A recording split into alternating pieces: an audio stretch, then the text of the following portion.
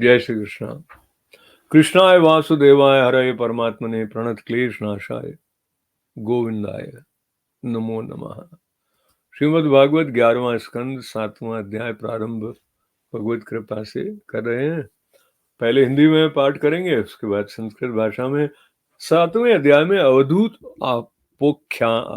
का उपाख्यान है, जो पृथ्वी से लेकर कबूतर तक 8 गुरुओं की कथा इस अध्याय में आती है। भगवान श्री कृष्ण ने कहा, महाभाग्यवान उद्धव, तुमने मुझसे जो कहा है मैं वही करना चाहता हूँ। ब्रह्मा शंकर इंद्रादि लोकपाल भी अब यही चाहते हैं कि मैं उनके लोकों में होकर अपने धाम को चला जाऊं।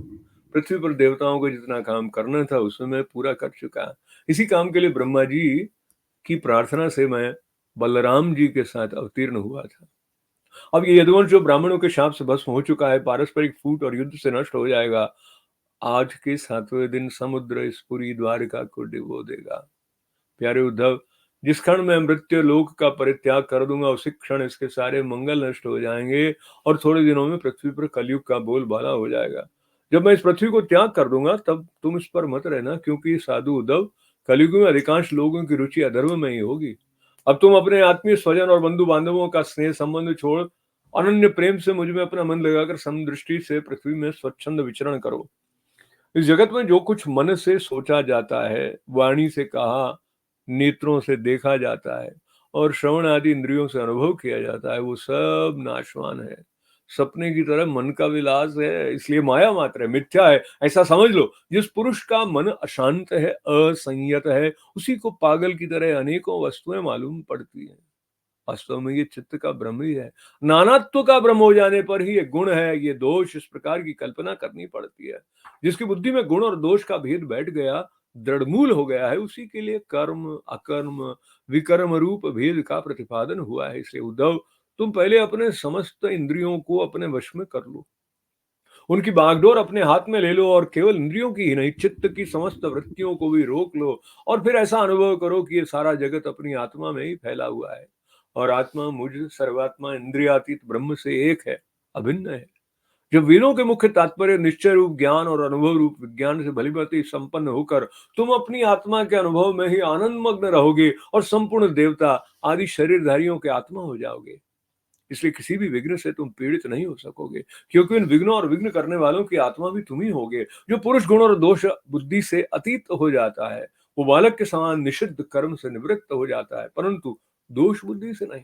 वो विहित कर्म का अनुष्ठान भी करता है, परंतु गुण बुद्धि से नहीं।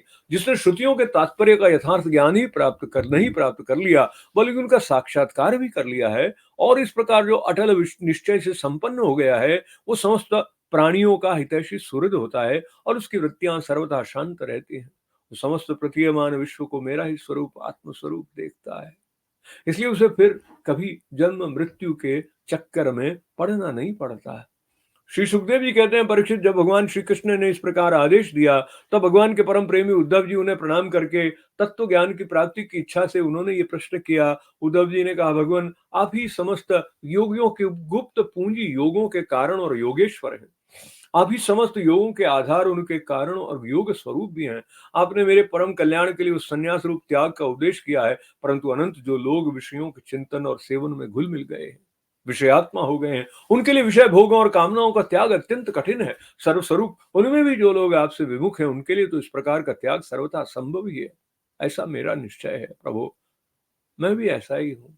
मेरी मति इतनी मूढ़ हो गई है कि ये मैं हूँ, ये मेरा है, इस भाव से आपकी माया के खेल देह और देह के संबंधी स्त्री पुत्र धन आदि में डूब रहा हूँ। अतः भगवान, आपने जो सन्यास का उपदेश किया है उसका तत्व मुझे सेवक को इस प्रकार समझाइए कि मैं सुगमता पूर्वक उसका साधन कर सकूं। मेरे प्रभु, आप भूत भविष्य वर्तमान इन तीनों कालों से अबाधित एक रस सत्य हैं। आप दूसरे के द्वारा प्रकाशित नहीं, स्वयं प्रकाश आत्म स्वरूप है। प्रभु, मैं समझता हूं कि मेरे लिए आत्म तत्व का उपदेश करने वाला आपके अतिरिक्त देवताओं में भी कोई नहीं है। ब्रह्मा आदि जितने बड़े बड़े देवता हैं, वे भी शरीर अभिमानी होने के कारण आपकी माया से मोहित हो रहे हैं। उनकी बुद्धि माया के वश में हो गई है। यही कारण है कि वे इंद्रियों से अनुभव किए जाने वाले बाह्य विषयों को सत्य मानते हैं। इसलिए मुझे तो आप ही उपदेश कीजिए। भगवान, इसी से चारों ओर से दुखों की दावाग्नि से जलकर और विरक्त होकर मैं आपकी शरण में आया हूँ। आप निर्दोष, देश काल से अपरिचिन्न, सर्वज्ञ, सर्वशक्तिमान और अविनाशी वैकुंठ लोक के निवासी एवं नर के नित्य सखा, नारायण है, अतः आप ही मुझे उपदेश कीजिए।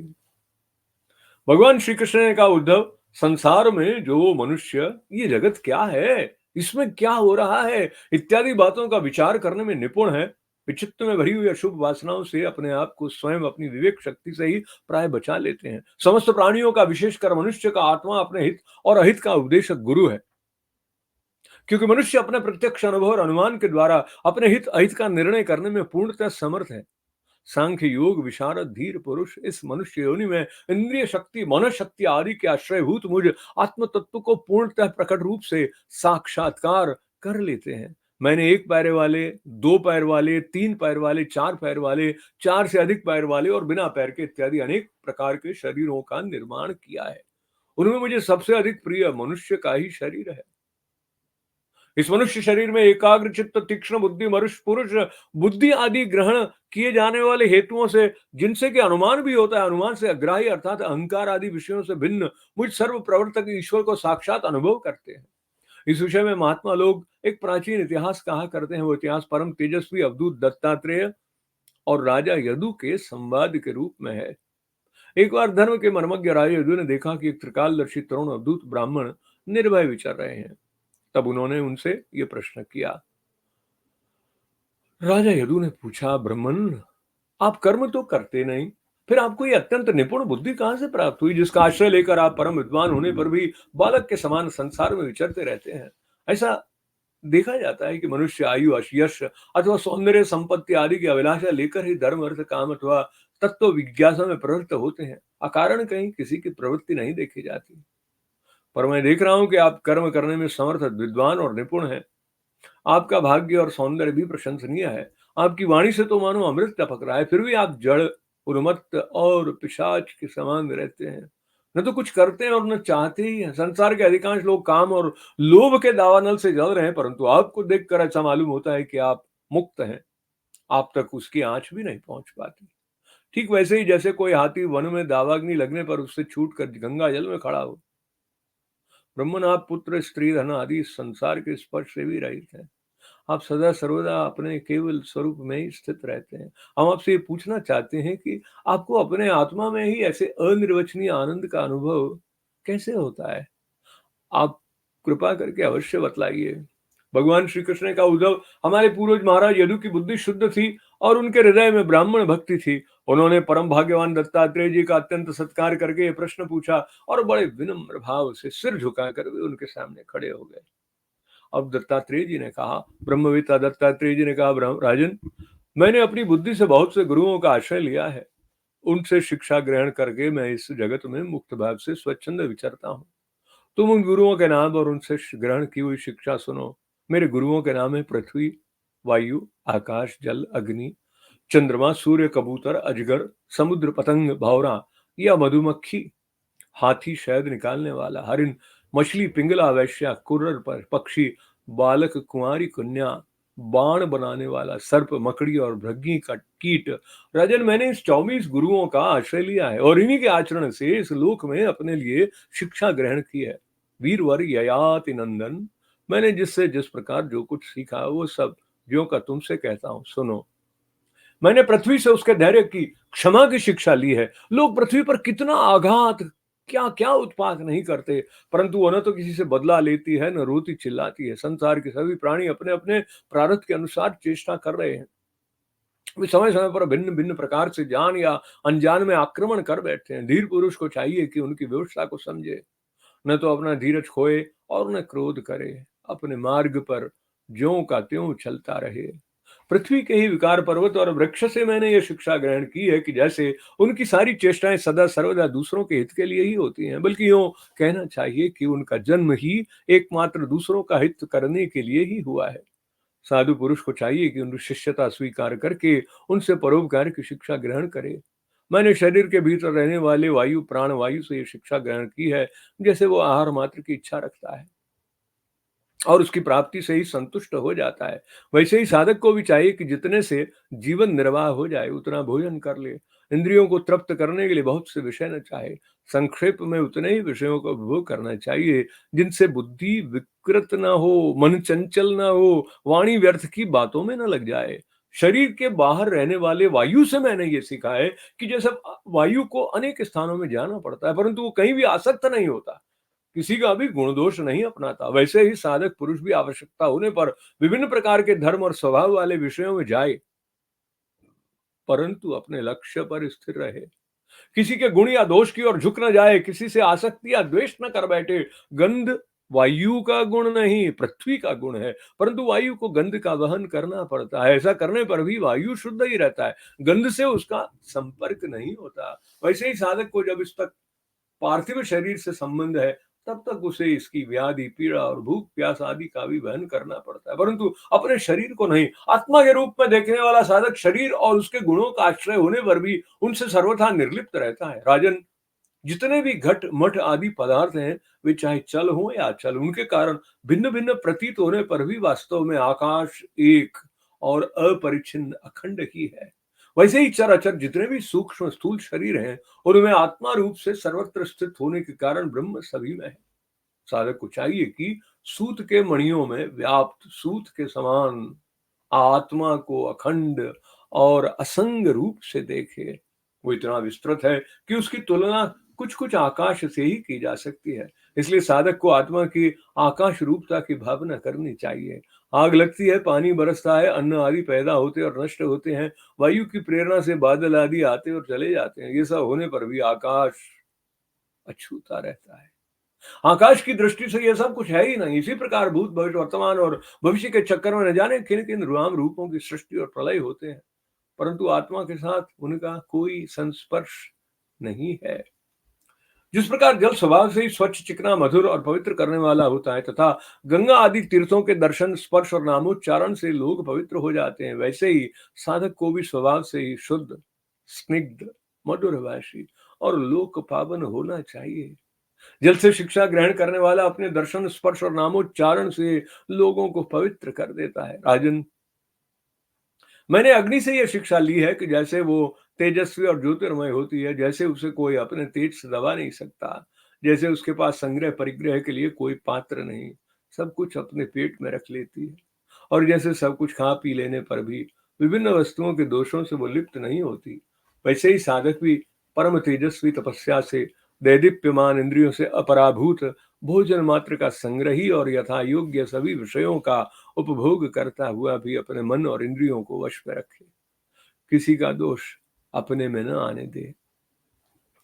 जैसे अग्नि कहीं अप्रकट रहती है और कहीं प्रकट, वैसे ही साधक भी कहीं गुप्त रहे और कहीं प्रकट हो जाए।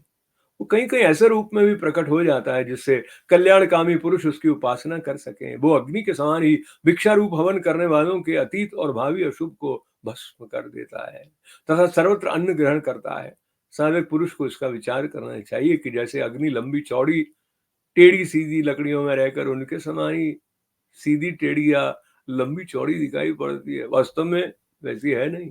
वैसे ही सर्वव्यापक आत्मा भी अपनी माया से रचे हुए कार्य कारण रूप जगत में व्याप्त होने के कारण उन वस्तुओं के नाम रूप से कोई संबंध न होने पर भी उनके रूप में प्रतीत होने लगता है।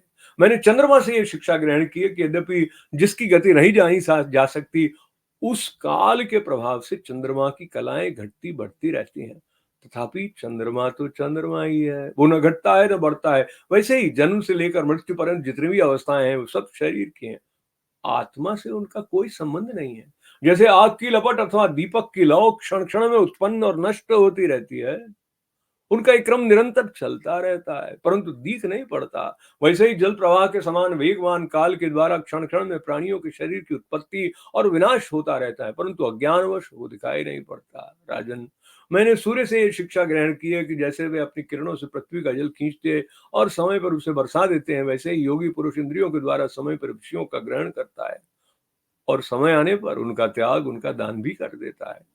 किसी भी समय उसे इंद्रिय के किसी भी विषय में आसक्ति नहीं होती। स्थूल बुद्धि पुरुषों को जल के विभिन्न पात्रों में प्रतिबिंबित हुआ सूर्य उन्हीं में प्रविष्ट सा होकर भिन्न भिन्न दिखाई पड़ता है, परंतु इससे स्वरूपतः सूर्य अनेक नहीं हो जाता। वैसे ही चल अचल उपाधियों के भेद से ऐसा जान पड़ता है कि प्रत्येक व्यक्ति में आत्मा अलग अलग है, परंतु जिनको ऐसा मालूम होता है उनकी बुद्धि मोटी है। असल बात तो यह है कि आत्मा सूर्य के समान एक ही है। स्वरूपतः उसमें कोई भेद नहीं है राजन। कहीं किसी के साथ अत्यंत स्नेह अथवा आसक्ति नहीं करनी चाहिए, अन्यथा उसकी बुद्धि अपना स्वातंत्र्य खोकर दीन हो जाएगी और उसे कबूतर की तरह अत्यंत क्लेश उठाना पड़ेगा। राजन, किसी जंगल में एक कबूतर रहता था। उसने एक पेड़ पर अपना घोंसला बना रखा था। अपनी मादा कबूतरी के साथ वो कई वर्षों तक उसी घोंसले में रहा। उस कबूतर के जोड़े के हृदय में निरंतर एक दूसरे के प्रति स्नेह की वृद्धि होती जाती थी। वे गृहस्थ धर्म में इतने आसक्त हो गए थे कि उन्होंने एक दूसरे की दृष्टि से दृष्टि, अंग से अंग और बुद्धि से बुद्धि को बांध रखा था। उनका एक दूसरे पर इतना विश्वास हो गया था कि वे निशंक होकर वहां की वृक्षावली में एक साथ सोते, बैठते, घूमते फिरते, ठहरते, बातचीत करते, खेलते और खाते पीते थे। राजन, कबूतरी पर कबूतर का इतना प्रेम था कि वो जो कुछ चाहती कबूतर बड़े से बड़ा कष्ट उठाकर उसकी कामना पूर्ण करता। वो कबूतरी भी अपने कामुक पति की कामनाएं पूर्ण करती। समय आने पर कबूतरी को पहला गर्भ रहा। उसने अपने पति के पास ही घोंसले में अंडे दिए। भगवान की अचिंत्य शक्ति से समय आने पर वे अंडे फूट गए और उनमें से हाथ पैर वाले बच्चे निकल आए। उनका एक एक अंग, रोए अत्यंत कोमल थे। अब उन कबूतर कबूतरी की आंखें अपने बच्चों पर लग गईं। वे बड़े प्रेम और आनंद से अपने बच्चों का लालन पालन, लाड़ प्यार करते और उनकी मीठी बोली और उनकी गुटर गूं सुन सुनकर आनंद मगन हो जाते। बच्चे तो सदा सर्वथा प्रसन्न रहते ही हैं, पर वे जब अपने सुकुमार पंखों से माँ बाप का स्पर्श करते, कूदते, भोली भाली चेष्टाएं करते, फुदक फुदक कर अपने माँ बाप के पास दौड़ कर आते, तब कबूतर कबूतरी आनंद मग्न हो जाते। राजन, सच पूछो तो वे कबूतर कबूतरी भगवान की माया से मोहित हो रहे थे। उनका हृदय एक दूसरे के स्नेह बंधन से बंध रहा था। वे अपने नन्हे नन्हे बच्चों के पालन पोषण में इतने व्यग्र रहते थे कि उन्हें दीन दुनिया, लोक परलोक की याद ही ना आती। एक दिन दोनों नर मादा अपने बच्चों के लिए चारा लाने जंगल में गए हुए थे, क्योंकि अब उनका कुटुंब बहुत बढ़ गया था। वे चारे के चिरकाल तक जंगल में चारों ओर विचरते रहे। इधर एक बैलिया घूमता फिरता संयोगवश उनके घोंसले की ओर आ निकला। उसने देखा कि घोंसले के आसपास कबूतरी के बच्चे फुदक रहे हैं। उसने जाल फैलाकर उन्हें पकड़ लिया। कबूतर कबूतरी बच्चों को खिलाने पिलाने के लिए हर समय उत्सुक रहा करते थे। अब वे चारा लेकर अपने घोंसले के पास आए। कबूतरी ने देखा उसके नन्हे नन्हे बच्चे उसके हृदय में टुकड़े जाल में, उसके हृदय के टुकड़े जाल में फंसे हुए हैं और दुख से चैं चैं कर रहे हैं। उन्हें ऐसी स्थिति में देखकर कबूतरी के दुख की सीमा न रही। वो रोती चिल्लाती उनके पास दौड़ गई। भगवान की माया से उसका चित्त अत्यंत दीन दुखी हो रहा था। वो उमड़ते हुए स्नेह की रस्सी से जकड़ी हुई थी। अपने बच्चों को जाल में फंसा देखकर उसे अपने शरीर की भी सुध बुध न रही। वो स्वयं आकर जाल में फंस गई। जब कबूतर ने देखा कि मेरे प्राणों से भी प्यारे बच्चे जाल में फंस गए और मेरी प्राण प्रिया पत्नी भी उसी दशा में पहुंच गई, तब वो अत्यंत दुखित होकर विलाप करने लगा। सचमुच उस समय उसकी दशा अत्यंत दयनीय थी। मैं अभागा हूँ, दुर्मति हूँ, हाय हाय मेरा तो सर्वनाश हो गया। देखो देखो, न मुझे अभी तृप्ति हुई, न मेरी आशाएं ही पूरी हुई। तब तक मेरा धर्म, अर्थ और काम का मूल्य, गृहस्थ आश्रम ही नष्ट हो गया। हाय, मेरी प्राण प्यारी मुझे ही अपना इष्ट देव समझती थी, मेरी एक एक बात मानती थी, मेरे इशारे पर नाचती थी, सब तरह से मेरे योग्य थी। आज वो मुझे सूने घर में छोड़कर हमारे सीधे साधे निश्चल बच्चों के साथ स्वर्ग सिधा रही है। मेरे बच्चे मर गए, मेरी पत्नी जाती रही, मेरा अब संसार में क्या काम है। मुझ दीन का ये विधुर जीवन, बिना गृहिणी का जीवन, जलन का, व्यथा का जीवन है। अब मैं इस सूने घर में किसके लिए जीऊं। राजन, कबूतर के बच्चे जाल में फंसकर तड़फड़ा रहे थे। स्पष्ट दिख रहा था कि वे मौत के पंजे में हैं, परंतु वो मूर्ख कबूतर ये सब देखते हुए भी इतना दीन हो रहा था कि स्वयं जानबूझकर जाल में कूद पड़ा। राजन, वो बहेलिया बड़ा क्रूर था। गृहस्थाश्रमी कबूतर कबूतरी और उनके बच्चों के मिल जाने से बड़ी प्रसन्नता हुई। उसने समझा मेरा काम बन गया और वो उन्हें लेकर चलता बना। जो कुटुंबी हैं, विषयों और लोगों के संग साथ में ही जिसे सुख मिलता है, एवं अपने कुटुंब के भरण पोषण में ही जो सारी सुध बुध खो बैठा है, उसे कभी शांति नहीं मिल सकती। उसी कबूतर के समान अपने कुटुंब के साथ कष्ट पाता है। एवं शरीर मुक्ति का खुला हुआ द्वार है। इसे पाकर भी जो कबूतर की तरह अपनी घर गृहस्थी में ही फंसा हुआ है, वो बहुत ऊंचे चढ़कर गिर रहा है। शास्त्र की भाषा में वो आरूढ़ च्युत है। इति श्रीमद्भागवते महापुराणे पारमहंस्यां संहितायां एकादश स्कंदे सप्तमो अध्यायः। हरि ओम तत्सत्। कृष्णाय वासुदेवाय हरे परमात्मने प्रणत क्लेश नाशाय गोविंदाय नमो नमः।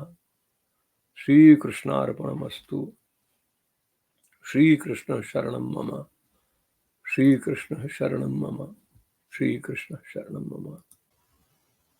भगवत कृपा से अब विनम्रता पूर्वक संस्कृत भाषा में यह 11वें स्कंद श्रीमद् भागवत के 7वें अध्याय का पाठ। अथ सप्तमोऽध्यायः। श्रीभगवानुवाच राधं मां महाभाग चच्चीकीर्षितमेव मे ब्रह्मा भवो लोकपाला स्वर्वासं मेऽभिकाङ्क्षिणः मया निष्पादितं यत्र देवकार्यमशेषतः यदमतीर्णोऽहम् अशेन ब्रह्मणार्थितः कुलं वै शापनिर्दग्धं नङ्क्षत्यन्योन्यविग्रहात् समुद्र सप्तमे यन्येतां पुरीं च प्लावयिष्यति यर्ह्येवायं मया त्यक्तौ लोकोऽयं नष्टमङ्गलः भविष्यत्यच्चिरात् साधौ कलीनापि निराकृतः न वस्तव्यं त्वयैवेह मया त्यक्ते महीतले जनोर्धर्मरुचिर्भद्र भविष्यति कलौ युगे त्वं तु सर्वं परित्यज्य स्नेहं स्वजनबन्धुषु मय्यावेश्य मनः सम्यक् समुद्रकविशरस्वगाम् यदिदं मनसा वाचा चक्षुर्भ्यां श्रवणादिभिः नश्वरं ग्रह्यमाणं च विद्वी माया मनोमयम् पुंसो युक्तस्य नानार्थो भ्रमस गुणदोषभाक् कर्म कर्म विकर्मेति गुणदोषो धियो विदात् तस्मायुक्तेन्द्रिय ग्रामो युक्तचित्तम् इदं जगत् आत्मनिक्षस्व विततमात्मानं मयदीश्वरे ज्ञान विज्ञान संयुक्त आत्मभूत शरीरिणाम् आत्मानुभव तुष्टात्मा नान्तरायैर्विहन्यसे दोषबुद्ध यो वयाति तो निषेधान् निवर्तते गुणबुद्धया च विहितं न करोति यथार्भकः सर्वभूत सुरक्षान्तो ज्ञान विज्ञान निश्चय पश्यन्मदात्मकं विश्वं न विपद्येत वै पुनः। श्रीशुक उवाच इत्यादिष्टो भगवता महाभागवतो नृप उद्भव प्रणिपत्याह तत्त्वजिज्ञासुरच्युतम्। उद्धव उवाच योगेश योग विन्यास योगात्मन योग संभव निश्चयस्याय मे प्रोक्तस्त्याग संन्यास लक्षण त्यागोऽयं दुष्करो भूमन् कामानां विषयात्मभिः सुतरां त्वयि सर्वात्मन् भक्तेरिति मे मतिः सोऽहं ममाह मिति मूढमतिर्विगाढ स्वन्मायया विरचितात्मनि सानुबन्धे तत्त्वञ्जसा निगदितं भवत्ता तथाहं संसाधयामि भगवन्नुषादिवृत्यं सत्यस्य ते स्वदश आत्मन आत्मनोऽन्यं वक्तारमीश विबुधेष्वपि नानुचक्षे सर्वे विमोहितधियास्तव मायये मे ब्रह्मादयस्तनुभृतो बहिर्भावाः तस्माद्भवन्तमनवाद्यमनन्तपारम् सर्वज्ञमीश्वरमकुण्ठविकुण्ठधिष्ण्यम् निर्विण्णधीराम व्रजिनाभितप्तो नारायणं नरसखं शरणं प्रपद्ये। श्री भगवान उवाच प्रायेण मनुजालोके लोकतत्त्वविचक्षणाः समुद्धरन्ति आत्मानम् आत्मनेवाशुभाभाषयात् आत्मनो गुरुरात्मैव पुरुषस्य विशेषतः यत् प्रत्यक्षानुमानाभ्यां श्रेयो सावनुविन्दते पुरुषत्वे च मां धीरा साङ्ख्ययोग विशारदा अविस्तारां प्रपश्यन्ति सर्वशक्त्युपबृंहितम् एकदविचित्रश्चतुष्पादौ बहुपादस्तथा पद बह्यव सन्ति पुरः सृष्टास्तासां मे पौरुषी प्रिया अत्र मां मार्गयन्त्यद्मा युक्ता हेतुभिरीश्वरम् ग्राह्यमाणैर्गुणैर्लिङ्गैर्ग्राह्यमनुमानत अत्राप्युदाहन्तीममितिहासं पुरातनम् अवधूतस्य संवादं यदोरमिततेजस अवधूतं द्विजं कञ्चीर तम कुतो भयम् कविं निरीक्ष्य तरुणं यदु प्रपच्छ धर्मवित् यदुरुवाच कुतो बुद्धिरियं ब्रह्मन् कर्तु सुविशारदा यामासाद्य भवान् लोकं विद्वान् शरति बालवत् प्रायो धर्मार्थकामेषु विविक्सायां च मानवाः हेतुनेव समीहन्ते आयुषो यशसा ध्रिय त्वं तु कल्पः कविर्दक्ष सुभगो मृतभाषण न कर्ता निहसे किंचित् जडोन्मदपिशाचवत् जनेषु दह्यमानेषु कामलोभदवाग्निना न तपस्यग्निना मुक्तो गंगाम्भस्थ इव द्विपः त्वं हि न प्रचत्तां ब्रह्मन् आत्मन्यानन्दकारणं ब्रूहि स्पर्शवीनस्य भवत केवलात्मनः। श्री भगवान वाच यदुनेवं महाभागो ब्रह्मण्येन सुमेधसा प्रश्नसमाजित प्राह प्रश्नयावनतं द्विज।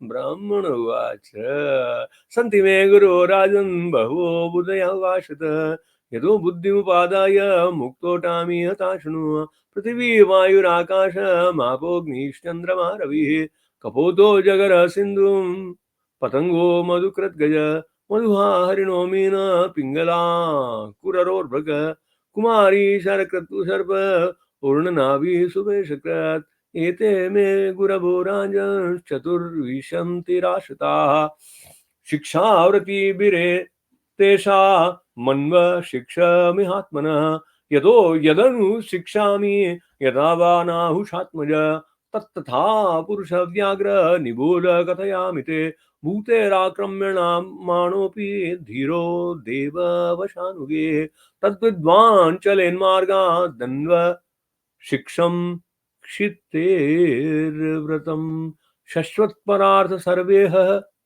परार्थेकांत संभव साधु शिक्षेद भूभृतौ नग शिष्य परात्मतां प्राणवृत्त्यैव संतुष्येन् मुनि हृणेवेन्द्रिय प्रिये ज्ञानं यथा नश्येत नव किर्येत वाङ्मनः विश्येष्वा विशन् योगी नानाधर्मेषु सर्वतः गुणदोष व्यपेतात्मा न विसज्जेत वायुवत् पार्थिवेष्विव देहेषु प्रविष्टस्तद्गुणाशय गुणेर्न युज्यते योगी गन्धेर्वायुरिवात्मदृक् अन्तर्हितश्च स्थिरजङ्गमेषु ब्रह्मात्मभावेन समन्वयेन व्याप्त्या व्यच्छेदं संगमात्मनो मुनिर्नभ्यस्ववितस्तस्य भावयेत् तेजोर्बन्नमयैर्भावेर्मेघाधीर्वायु निरिते न स्पृशते नभस्तद्वत् काल सृष्टिर्गुणे पुमान् स्वच्छ प्रकृत स्निग्धो माधुर्यस्तीर्थभूनृणां मुनिपुनात्यापामित्रमीक्षोपस्पर्श कीर्तने तेजस्वी तपसादीप्तो दुर्धरोषोदरभाजन सर्वभक्षोऽपि युक्तात्मा नादत्ते मलमग्निवत् क्वचिन्नः क्वचित् स्पष्ट उपास्य श्रेय इच्छताम् मुक्ते सर्वत्र दातॄणां दहन प्रागुत्तराशुभं स्वमाया सृष्टमिदं सदसल्लक्षणं विभुः प्रविश्रयते तत्स स्वरूपोऽग्निरिवेदसे विसर्गाद्याश्मशान्ता वा भावादेहस्य नात्मनः कलानामिव चन्द्रस्य कालेन व्यक्तवर्तमानः कालेन योगवेगेन भूतानां प्रभवाप्यो नित्यावपि न दृश्यते आत्मन्योऽग्नेर् यथार्चिषां गुणैर्गुणानुपादत्ते यथा कालमुञ्जते न तेषु युज्यते भोगे गोभिर्गायव गोपतिः बुध्यते स्वेन भेदेन व्यक्तिस्तैव तद्गतः लक्ष्यते स्थूलमतिभिरात्मा चावस्थितोर्कवत् नातिस्नेह प्रसंगो वा कर्तव्य क्वापि केनचित् कुर्वन् विन्देत संतापं कपोत इव दीनदि कपोत कशनारण्ये कृतनीरो वनस्पतौ कपोत्या भार्यया सार्ध मुवास कथिचित् समाः कपौतो स्नेहगुणितहृदयो गृहधर्मिणो दृष्टिं दृष्टयाङ्गमङ्गेन बुद्धिं बुद्ध्या बबन्धुतुः शय्यासनाटनस्थान वार्ता क्रीडाशनादिकं मिथुनी भूय विस्रब्धो चेर तुर्वन राजिषु यं यं वाञ्छति सा स्राजस्तप तर्पयन्त्य तं तं समनयत्कामं कच्छेर्नाप्यजितेन्द्रिय कपोति प्रथमं गर्भं ग्रव्यति कालागते अन्नानि सुषुवे नीरे सपत्यु सन्निधो सदे तेषु काले विजायन्त रजावयवया हरेः शक्तिभिर्दुर्विभाव्याभिः कोमलाङ्गतनुरुहाः प्रजापपुषतः प्रीतौ दम्पती पुत्रवत्सलौ षण्मतो कूजितं तासां निवृत्तौ कल भाषितैः तासां पतत्रेः सुस्पर्शे कूजितैर्मुग्धचेष्टिते प्रत्युग्गमरे दीनानां पितरो मुद मापतुः स्नेहानुबद्ध हृदया वन्योऽयं विष्णुमायया विमोहितो दीनदियो शिशून् पुपूषतु प्रजाः एकदा जग्मतुस्तासां मन्नार्थं तौ कुटुम्बिनौ परितः कानने तस्मिन् अर्तिनौ चेर तुश्चिरं दृष्ट्वा तान् लुब्धक कश्चित् यत्र छातौ वनिचर जग्रहे जालमातत्य चरत सालयान्तिके कपोतश्च कपोती च प्रजापोषे सदोत्सुको गदोपोषणमादाय स्वनीरमुपजग्मतु कपोती स्वात्मजान् वीक्ष बालकान् जालसंवृतान् तान् अभ्यधावत् क्रोशन्ति क्रोशतो भ्रश दुःखिता सास्कृत स्नेह गुणिता दीनचित्ता जमायया स्वयं चाबध्यतशिचा बद्धान् पश्यन्त्यपस्मृति कपोतश्चात्मजान् बद्धान् आत्मनोऽप्यधिकान् प्रियान् भार्या चात्मसां दीनो विललापाति दुःखितः अहो मे पश्यतापाय मल्प पुण्यस्य दुर्मते अतृप्तस्याकृतार्थस्य गृहस्थे वर्गिको हतः अनुरूपानुकूलाय च यस्य मे पतिदेवता शून्ये ग्रहे मां संत्यज्य पुत्रे सर्याति साधुभिः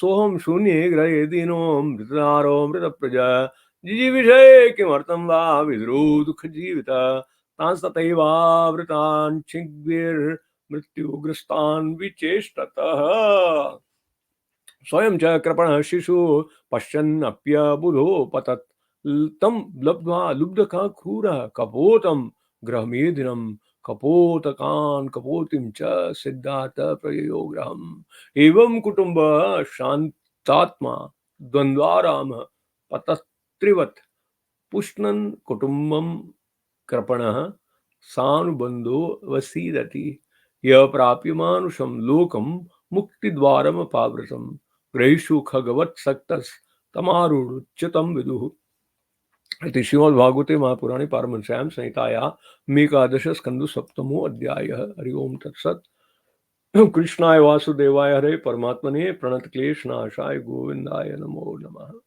श्री कृष्णार्पणमस्तु श्री कृष्ण शरणं मम श्री कृष्ण शरणं मम श्री कृष्ण शरणं मम।